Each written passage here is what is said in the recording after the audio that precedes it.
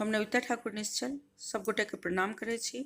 आधुनिक जीवन शैली के संबंध में एक स्वरचित कविता प्रस्तुत कर रहल छी। एम टेक कन्या शीर्षक के अंतर्गत।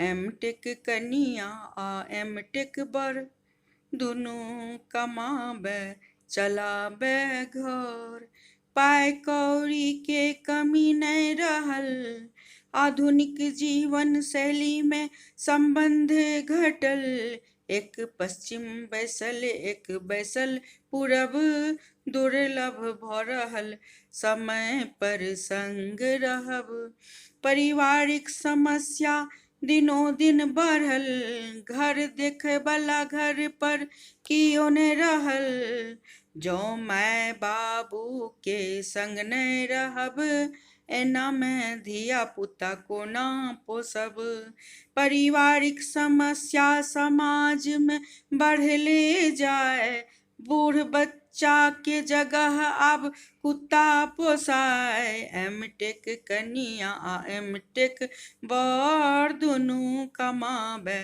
चलाबे घर, एम टेक कनिया एम टेक बर दुनू कमाबे चलाबे घर। ई स्वरचित कविता के वीडियो प्रस्तुति अहाँ सबके नीक लागे तो अहाँ सब हमर चैनल के सब्सक्राइब कर सकै छी। ज़्यादा से ज़्यादा शेयर करी, कमेंट करी। अहाँ सब ई हमर अहाँ सबसे निवेदन अछि। बहुत बहुत धन्यवाद हमर ई कविता सुनबाक वास्ते। जय मैथिल, जय मिथिला, जय माँ जानकी, जय माँ शारदा।